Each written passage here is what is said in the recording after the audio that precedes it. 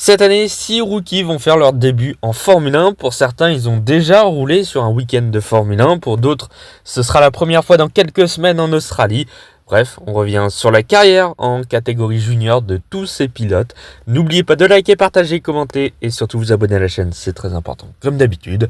Et on est parti. Liam Lawson va faire ses débuts en Formule 1 à temps plein. Alors ce n'est plus vraiment un rookie puisqu'il a déjà disputé 11 Grands Prix en Formule 1, mais c'est un rookie au sens qu'il n'a pas été à temps plein encore dans sa carrière. De tous les pilotes qui rejoignent la grille en début de saison 2025, il est celui qui a la plus longue carrière en catégorie junior puisqu'il a démarré en 2015 dans les monoplaces, dans les catégories dans l'Océanie, comme il est néo-zélandais forcément. Il a débuté donc en Formule First Mansfield Winter Series en début de saison 2015, où il a terminé vice-champion de la catégorie avec une victoire à 10 podiums en 12 courses. Durant l'intersaison 2015-2016, il participe au championnat de Formule First néo-zélandaise, où il termine 6ème du championnat. Là aussi, il remporte une course et monte sur 3 podiums cette saison-là. Sur la saison 2016-2017, il participe au championnat néo-zélandais de Formule 1600 où il devient champion de la catégorie. Il domine assez largement puisqu'en 15 courses, il remporte 14 victoires et il monte à chaque fois sur le podium. Pendant la saison 2017, il participe au championnat de Formule 4 australienne où il termine 2e, vice-champion de la catégorie où il remporte notamment 5 courses et monte sur 12 podiums en 21 courses. Ce n'est pas la seule catégorie dans laquelle il s'engage durant cette année 2017 puisqu'il participe également à la victorienne Formula V où il termine 15e en participant à 3 courses et il monte sur un podium. Il est également engagé dans la Mazda Road to Indy Shootout où il est finaliste dans la catégorie. C'est une compétition qui part avec 18 participants.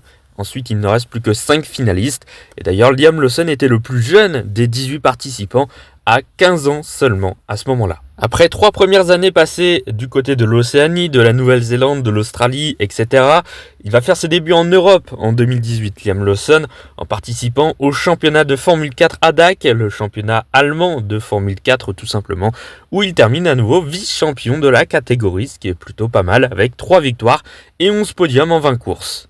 Il termine à 14 points du titre d'ailleurs cette année-là, avec l'équipe Van Amersfoort. Il est également engagé dans le dernier week-end de course du championnat de Formule 3 asiatique sur le circuit de Sepang. Bon bah là c'est bien simple, 3 courses, 3 victoires. Voilà. Après de belles performances depuis ses débuts en catégorie junior, il participe au championnat du monde de Formule 3 en 2019. C'est le premier championnat qui est repris sur les traces du championnat de GP3 qui s'est arrêté en 2018. C'est donc en Formule 3 qu'il accède cette saison-là. Il termine 11e du championnat. Il monte sur 2 podiums durant la saison avec cette équipe MP Motorsport.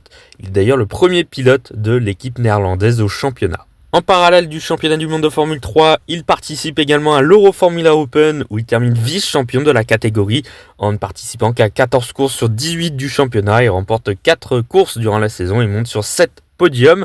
D'ailleurs, cette saison-là, sur cette saison d'Euroformula Open en 2019, il est coéquipier avec un certain Yuki Tsunoda. Et ouais, ça datait déjà il y a quelques années maintenant. Il participe également au championnat de Toyota Racing Series où il devient champion dans la catégorie en remportant 5 courses sur les 15 du championnat.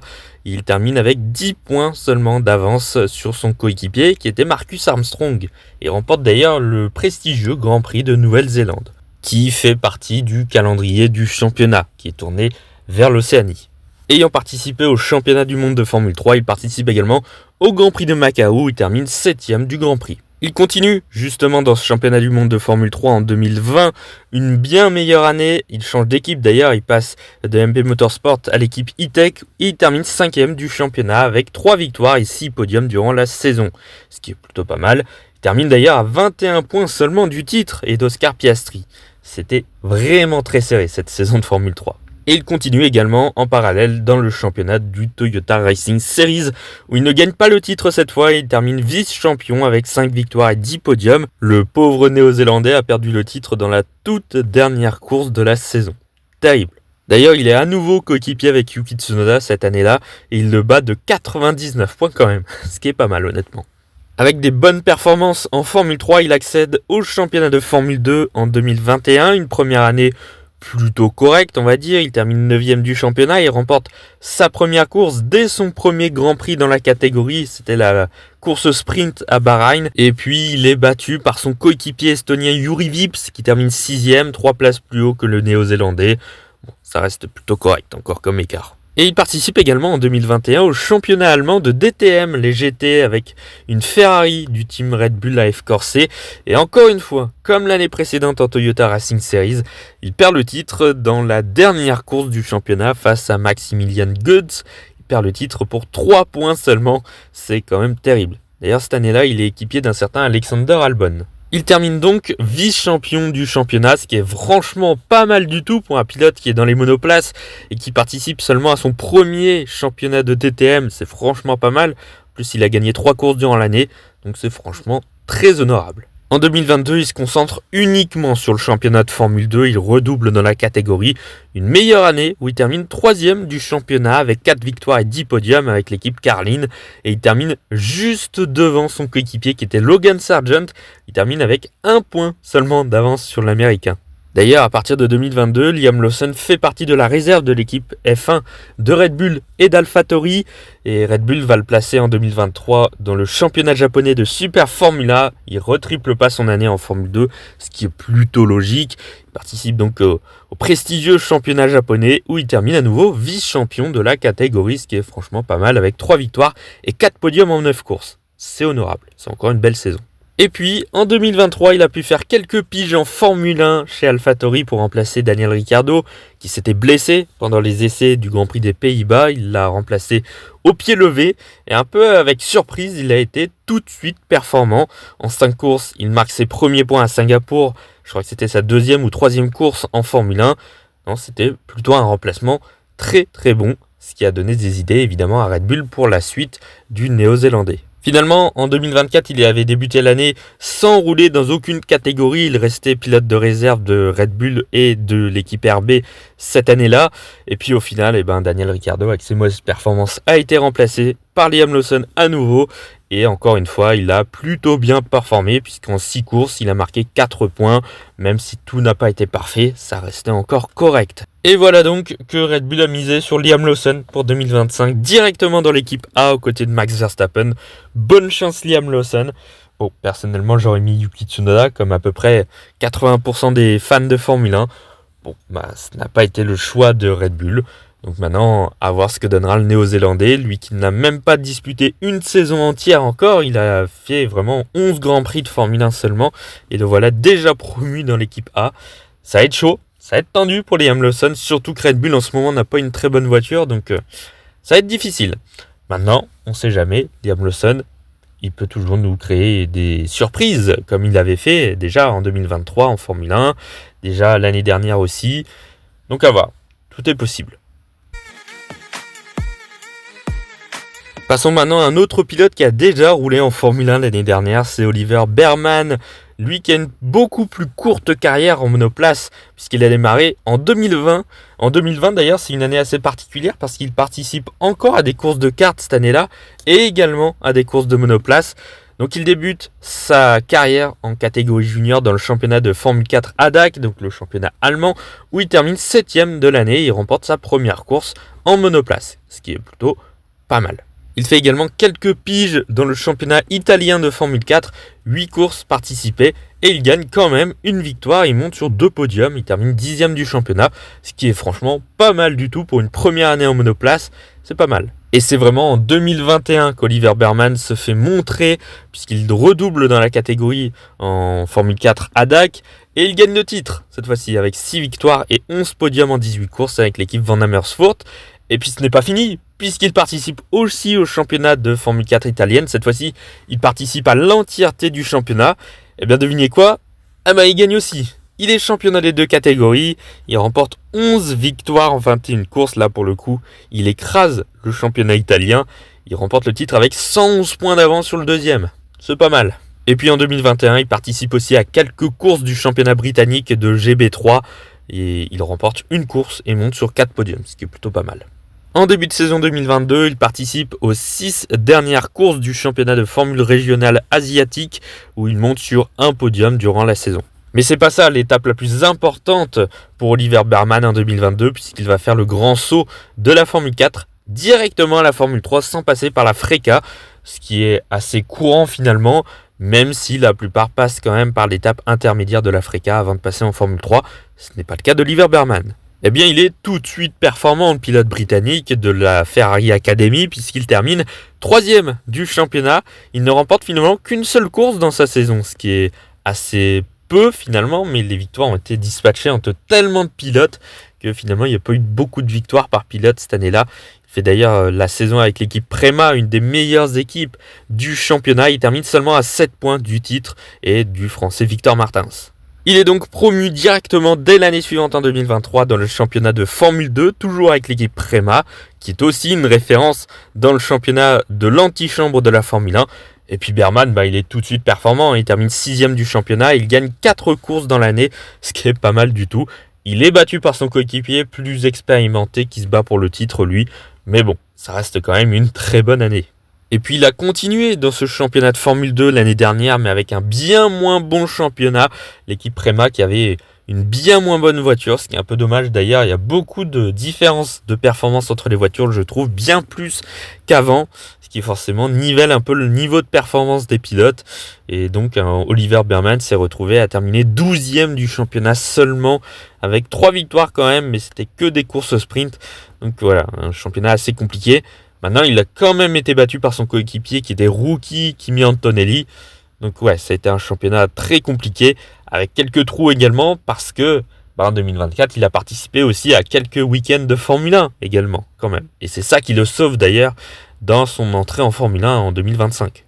Et ouais, parce qu'à Jeddah, il devait participer au championnat de Formule 2, il avait d'ailleurs signé la pole position, et puis au final, il a été appelé directement par Ferrari pour remplacer Carlos Sainz qui était malade, et puis sa pige, ça lui a complètement changé le cours de sa carrière finalement en Formule 1 avec cette belle 7e place au Grand Prix d'Arabie Saoudite avec la Ferrari. C'est ce qui l'a lancé pour être propulsé en Formule 1 pour cette année. Et puis en plus, il y a eu ces piges avec Haas pour remplacer Magnussen, d'abord exclu d'un week-end puis malade sur le week-end du Brésil. Et puis de belles performances à nouveau, puisqu'il rentre dans les points à Bakou. Il est pas très loin au Brésil, même s'il fait beaucoup de tête à queue dans le Grand Prix sous la pluie, mais on lui en veut pas trop. Donc ouais, finalement il a un championnat difficile en Formule 2, mais en parallèle en Formule 1, il est performant. Donc forcément, Ferrari, dont il est dans l'académie depuis plusieurs années maintenant, l'a placé dans l'équipe Haas pour 2025. Et d'un certain point de vue, c'est mérité, même si dans l'antichambre de la Formule 1 en Formule 2, il n'a pas été très performant l'année dernière. En Formule 1, c'est là où ça compte, et il a performé. Donc finalement, son passage en Formule 1 est quand même mérité d'un certain point de vue. Et puis bon, je pense pas qu'il a perdu tout son talent en une année. Il était performant en 2023, il n'était pas performant en 2024, mais je pense que ça vient plus de la voiture que de lui, je pense. Donc ouais, je suis pas trop inquiet pour son niveau de performance pour la Formule 1 pour cette année. Alors il sera aux côtés quand même d'Esteban Ocon, qui est quand même un très bon pilote, donc ça va être chaud quand même de le battre. Mais voilà, il est là pour apprendre cette année, pour réussir quand même à faire des performances, pour monter Haas également au championnat des constructeurs. Clairement, l'objectif c'est la 6e place au championnat des constructeurs. Bref, pour Oliver Bearman, c'est une première année qui va être importante pour le Britannique. Continuons avec un 3e pilote qui a déjà roulé en Formule 1, c'est Jack Doohan, qui a commencé sa carrière en 2018 au championnat britannique de Formule 4, où il a terminé 5e du championnat avec 3 victoires et 12 podiums en 30 courses. Cette année-là, il participe également à quelques courses du championnat de Formule 4 ADA, qui termine 12e du championnat avec quelques entrées dans les points, ce qui est plutôt pas mal, avec l'équipe Prema d'ailleurs. Et puis il fait quelques piges également dans le championnat de Formule 4 italienne, avec un peu moins de succès, il marque quelques points et rentre 2 fois dans les points en 6 courses. Durant l'intersaison 2018-2019, il participe également à quelques courses durant la saison de MRF Challenge Formule 2000, où il termine 9e du championnat. En 5 courses, il monte sur 2 podiums. En 2019, il participe à temps plein au championnat d'Euroformula Open, où il termine 11e du championnat, il monte sur 2 podiums durant la saison. Il participe également en parallèle au championnat de Formule 3 asiatique, où il termine vice-champion dans la catégorie en remportant 5 courses et il monte sur 13 podiums. Il est dans l'équipe E-Tech et termine derrière son équipier pour 25 points pour le titre. Il participe également en fin d'année 2019 au Winter Series de la Formule 3 asiatique En 3 courses, il monte sur 2 podiums. Il continue pour une deuxième année en championnat de Formule 3 asiatique. Alors cette fois-ci, c'est durant l'intersaison 2019-2020 et il est à nouveau vice-champion de la catégorie, toujours avec 5 podiums durant l'année. Après des bonnes performances justement dans ce championnat asiatique, il démarre en championnat du monde de Formule 3 en 2020. Mais c'est une année très très compliquée avec l'équipe allemande HWA Racelab. C'est une année vraiment catastrophique. Il termine 26e du championnat, pas le moindre point inscrit. C'est donc une année bien compliquée. Il redouble donc dans le championnat en 2021 avec une bien meilleure année. Il joue le titre cette année-là. Bon, finalement, il termine à nouveau vice-champion et il remporte 4 victoires. Il monte sur 7 podiums avec l'équipe Trident, qui est l'une des meilleures équipes dans la catégorie depuis plusieurs années maintenant. Et avec cette belle saison, il termine même le championnat de Formule 2 en 2021. Il participe aux 2 derniers week-ends de course avec l'équipe MP Motorsport. Il marque des points, il fait 2 entrées dans les points, il est très impressionnant. Et d'ailleurs, il rentre dans un top 5 en Arabie Saoudite, ce qui est franchement des résultats très corrects pour un pilote qui démarre en fin de saison. Il est donc titulaire pour la saison 2022 avec l'équipe Virtuosi en Formule 2. Une bonne saison dans l'ensemble où il termine 6e du championnat. Il gagne ses premières courses, il en remporte 3 dans la saison et il monte sur 6 podiums, ce qui est plutôt honorable pour une première année en tant que titulaire. Il a continué dans le championnat de Formule 2 en 2023 dans l'équipe Invicta. C'est la même équipe que Virtuosi, ils ont juste changé de nom.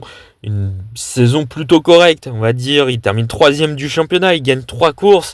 Même si le début de saison a été quand même très très compliqué puisque sur les 14 premières courses du championnat, il n'était monté que sur un seul podium. Il avait réussi à remonter en fin de saison en gagnant plusieurs courses, en montant sur un peu plus de podiums. Il termine sur le podium du championnat, mais il manquait encore un petit truc quand même cette année-là. Anciennement pilote de l'académie Red Bull jusqu'en 2020, je crois, il a intégré l'académie Alpine à partir de 2022 et en 2024, il a été placé comme 3e pilote de l'équipe Formule 1 d'Alpine. Et puis en fin de saison, Alpine s'est séparé d'Esteban Ocon avant le Grand Prix d'Abu Dhabi. C'est donc Jack Doohan qui a participé à ce Grand Prix, son premier week-end en tant que pilote titulaire en Formule 1. Il n'a pas fait un brillant week-end. Il a terminé 15e de la course, qui n'est pas franchement exceptionnel. Jack Doohan sera placé dans l'équipe Alpine pour l'année prochaine en tant que titulaire. Alors maintenant, il a énormément de pression déjà, puisque Flavio Briatore a déjà dit que s'il ne performait pas, il serait viré dans la saison. Il n'y aura aucun scrupule de laisser à Jack Doohan. Donc certaines rumeurs disent qu'il a un contrat de 5 courses seulement. Donc ça va être chaud pour l'Australien pour ce début de saison 2025. C'est très très compliqué de performer dans ces conditions-là et avec une voiture aussi pourrie qu'il a. Même si elle s'est améliorée un petit peu en fin de saison 2024, je l'accorde. À partir de maintenant, ce ne sont que des pilotes qui n'ont jamais fait de Grand Prix de Formule 1 jusqu'à maintenant. Tout d'abord, Gabriel Bortoleto, qui lui aussi a une carrière plutôt courte dans les catégories juniors. Lui qui avait commencé en 2020 dans le championnat italien de Formule 4 avec une belle année avec l'équipe Prema, où il terminait la 5e place du championnat en ayant remporté une course et en étant monté sur 4 podiums durant l'année. Même s'il avait été battu par ses coéquipiers au championnat, il était le 3e pilote Prema sur le championnat. Et puis dès 2021, il faisait le grand saut vers la FRECA, la Formule régionale européenne, avec une saison un petit peu compliquée. Lui qui est un pilote protégé par Fernando Alonso, il était dans son équipe qui était supportée également par MP Motorsport. Ça a été une saison assez compliquée puisqu'il terminait 15e du championnat. Il était monté sur un podium durant la saison, mais c'était assez compliqué surtout les débuts où il avait marqué seulement 2 points sur les 12 premières courses de la saison et puis sur les 8 dernières, il avait marqué 42. Donc il y avait quand même une différence entre la première partie de saison et la deuxième. En 2021, il avait participé au championnat de Stock Car Light au Brésil. Alors c'est complètement différent des catégories de monoplace européenne. Donc c'est complètement autre chose. Il avait participé à 4 courses et il avait quand même gagné une de ces 4 courses dans ce championnat. En tout début d'année 2022, il avait participé à quelques courses du championnat de Formule régionale asiatique. 6 courses disputées, il en avait remporté une avec l'équipe française RACE GP. Il avait terminé 14e du championnat, mais ça reste anecdotique. La catégorie la plus importante pour lui, c'était évidemment sa 2e année de FRECA. Il avait continué dans la catégorie avec cette fameuse équipe française, justement, avec l'équipe RSGP, qui était une bien meilleure équipe. Et Gabriel Bortoleto terminait à la 6e place, qui était déjà bien mieux. Il avait gagné 2 courses et il était monté sur 5 podiums durant la saison. Il avait terminé le 2e meilleur pilote de l'équipe RSGP derrière Adrien David. Et puis en 2022, il était monté d'une catégorie dans les stock cars au Brésil, la catégorie Rennes. Cette fois, il avait participé à la première course de la saison. Bon, il avait terminé 22e. C'est à partir de 2023 que Gabriel Bortoleto va se révéler puisqu'il va monter en championnat du monde de Formule 3 avec l'équipe Trident, une des meilleures équipes du championnat. Et contre toute attente, eh bien, le Brésilien a été sacré champion dans la catégorie en remportant 2 courses et en montant sur 6 podiums.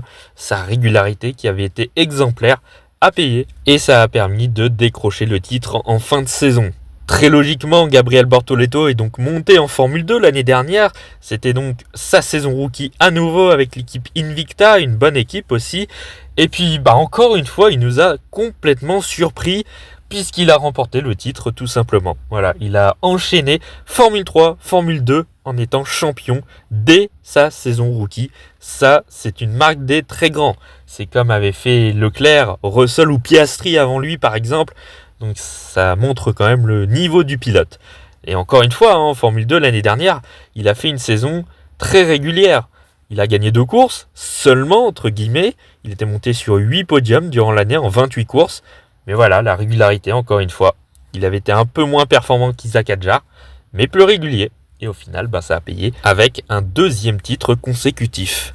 Et voilà donc que Gabriel Bortoleto va faire ses débuts cette année en Formule 1 très logiquement après 2 titres de champion F3, F2. La suite logique, c'est passer en Formule 1. Malheureusement, il sera dans la pire équipe actuellement, dans l'équipe Sauber, qui est vraiment en grande difficulté avec l'arrivée d'Audi l'année prochaine. Mais en attendant, la performance de la voiture est catastrophique, donc il faudra au moins espérer être à peu près à hauteur de Nico Hülkenberg. En plus, il a un coéquipier qui est très fort, qui est très performant, très expérimenté également, donc ça va pas être facile du tout. Lui qui était dans l'académie McLaren finalement, il part chez Sauber pour cette saison. Il a un contrat pour 2026 aussi, donc normalement il va débuter aussi l'aventure Audi l'année prochaine, donc ça va être très intéressant de suivre ça. Il va falloir juste résister cette saison en 2025. Ça va pas être facile pour Gabriel Bortoleto. Et cette saison, on aura un nouveau Français. Isaac Hadjar va débuter en Formule 1 en 2025. Et lui qui avait commencé sa carrière en monoplace en 2018 dans une catégorie qui n'est pas très connue, en championnat de Ginetta Junior. C'était un championnat en hiver. Il avait participé à 3 courses. Voilà. Bon, après ce petit passage éclair dans la catégorie, en 2019, il participera au championnat de France de Formule 4, où il terminera 7e de sa première saison en remportant une course et en montant sur 2 podiums. En début d'année 2020, il participera à un petit peu moins de la moitié du championnat de Formule 4 des Émirats Arabes Unis, où il terminera 11e du championnat avec une équipe qui n'est pas forcément la plus compétitive non plus, mais malgré tout, en 8 courses, il rentre 4 fois dans le top 5, donc ce qui est plutôt pas mal, pas de podium, mais des top 5. C'est plutôt solide. Durant l'année 2020, il participera à une 2e saison en championnat de France de Formule 4, avec une bien meilleure année. Il terminera 3e du championnat en remportant 3 courses et en montant sur 11 podiums en 21 courses, ce qui est pas mal. Il rejoindra le championnat de Formule régionale européenne, la FRECA, en 2021 avec une belle saison puisqu'il terminera à la 5e place du championnat en ayant remporté 2 courses, dont une à Monaco. Il montera aussi sur 5 podiums. Lui qui faisait partie de l'équipe française RSGP lui aussi. Bon, même s'il avait été battu par ses coéquipiers, ses 3 coéquipiers, il avait quand même fini meilleur rookie de la saison, ce qui est très honorable. Cette année-là, il participera également à 9 courses sur les 15 du championnat de Formule 3 asiatique où il terminera 6e du championnat avec 5 podiums. Catégorie dans laquelle il continuera en 2022. La catégorie qui change de nom, qui s'appelle la Formule régionale asiatique. Il termine 3e du championnat, il fait la saison entière cette année-là. Il gagne 2 courses et il monte sur 5 podiums avec l'équipe E-Tech. Mais surtout, en 2022, il fait ses débuts en championnat du monde de Formule 3. Et c'est une bien belle année pour Isaac Hadjar avec l'équipe britannique E-Tech, puisqu'il termine 4e du championnat et il remporte 3 courses, dont la première de la saison à Bahreïn en course sprint. Il monte sur 5 podiums, ce qui était plutôt pas mal. En plus, dans son équipe, il a mis une sacrée fessée à ses coéquipiers qui terminent 17e et 32e du championnat. Voilà, il n'y avait que lui dans cette équipe cette année-là. Après une belle année en Formule 3, il accède à la Formule 2 grâce au soutien de Red Bull. Une première année qui est un petit peu compliquée en 2023. Il ne termine que 14e du championnat, il ne monte que sur un seul podium. Il était resté avec l'équipe E-Tech entre la Formule 3 et la Formule 2, mais c'était assez compliqué. En 26 courses, il était rentré dans les points à 11 reprises et il avait été battu de peu, mais un petit peu quand même par son coéquipier américain Jack Crawford, qui avait fini à quelques points devant lui. En 2023, il avait également participé au Grand Prix de Macao. Alors oui, c'est un pilote de Formule 2, mais il avait quand même participé. Les règles ont dû changer un petit peu parce que je crois qu'avant, c'était que les pilotes de F3 ou éventuellement de FRECA. Bon là, ils ont mélangé F2, F3, FRECA. Bref, au final, Isaac Hadjar avait terminé à la 7e place du Grand Prix de Macao. Et l'année dernière, donc en 2024, il a participé à sa deuxième saison de Formule 2. Il s'est battu pour le titre toute la saison jusqu'à la dernière course de l'année à Abu Dhabi. Malheureusement, ça ne l'a pas fait. Il est quand même vice-champion en ayant gagné 4 courses principales, en étant monté sur 8 podiums avec l'équipe Campos. Donc ça a été une bien belle année quand même pour Isaac Hadjar, qui je pense a été, en termes de performance pure, le plus performant de la saison. Mais voilà, Bortoleto a été plus régulier et ça a payé pour le Brésilien plutôt que pour le Français. Bon, un peu dommage. Mais bon voilà, il est soutenu par Red Bull. Et il sera donc en Formule 1 en 2025 dans l'équipe Racing Bulls aux côtés de Yuki Tsunoda. Une nouvelle aventure pour le pilote français qui sera le 3e pilote français sur la grille avec Gasly et Ocon. C'est le premier français à débarquer en Formule 1 depuis Gasly en 2017. Donc ça faisait quand même un petit paquet de temps maintenant. Hâte de voir ce que va donner Isaac Hadjar. Je pense qu'il peut avoir les armes pour faire de bien belles choses. Mais attention à Tsunoda quand même qui est très solide aussi. Et on termine donc avec Kimi Antonelli qui lui a la plus courte carrière de tous les rookies qui vont débarquer en Formule 1 cette saison, puisqu'il a commencé en monoplace en 2021, donc c'était assez récent finalement. Il avait participé à quelques courses du championnat italien de Formule 4 et a terminé 10e du championnat. Il était déjà monté sur 3 podiums lors des 9 dernières courses de l'année, ce qui est pas mal du tout. Il avait également participé à 2 courses du championnat de Formule 4 d'Europe centrale en 2021, toujours avec l'équipe Prema, comme en Formule 4 italienne, où il avait terminé 9e du championnat. Il avait également participé au trophée de la Formule 4 des Émirats Arabes Unis, je crois que c'était en fin d'année 2021, et il avait signé la pole position, et il avait terminé dans le top 3 de la course sur le podium. Ce qui est plutôt pas mal pour une première année, même s'il n'a pas fait de championnat complet, il avait déjà des très bons résultats, très intéressants. C'est en 2022 que Kimi Antonelli va participer à l'entièreté des championnats dont il va participer. Et puis, quitte à bien faire, autant remporter les titres. Déjà en Formule 4 italienne, il gagne le titre, tout simplement. 13 victoires en 20 courses, rien que ça, 15 podiums. Voilà, il a gagné le titre avec 104 points d'avance sur le deuxième. C'est son premier championnat complet, je rappelle. Et puis, un titre, c'était pas suffisant. Du coup, en 2022, il participe aussi au championnat de Formule 4 à Dac, le championnat allemand. Et voilà, il le gagne aussi. Et en plus, il ne participe pas à toutes les manches. C'est ça qui est exceptionnel quand même. C'est qu'il participe à 15 courses sur les 18, il en gagne 9, il monte sur 12 podiums et il est champion avec 47 points d'avance. C'est pas mal du tout. En fin d'année 2022, il participe au FIA Motorsports Game pour l'Italie, sur le circuit du Castellet. C'est un peu les Jeux Olympiques du sport automobile en Formule 4, on va dire. Voilà, pole position, victoire en course qualificative, victoire en course principale. Voilà, médaille d'or, nickel, sans bavure. En 2023, en début d'année, il participe au championnat de Formule régionale au Moyen-Orient. Eh bien, devinez quoi ? Il gagne le titre, tout simplement. 15 courses, il gagne 3 victoires, il monte sur 7 podiums. Voilà, il est à nouveau champion. Mais le plus important, c'est qu'il participe au championnat de FRECA. Et devinez quoi ? Il est champion en fin d'année. Il gagne 5 courses, il monte sur 11 podiums en 20 courses. Voilà, il est champion, encore une fois, avec 39 points d'avance sur le deuxième, le vice-champion. En 2023, il s'offre même le luxe de participer à 2 courses du championnat italien de GT, avec une Mercedes dans la catégorie de GT3 Pro.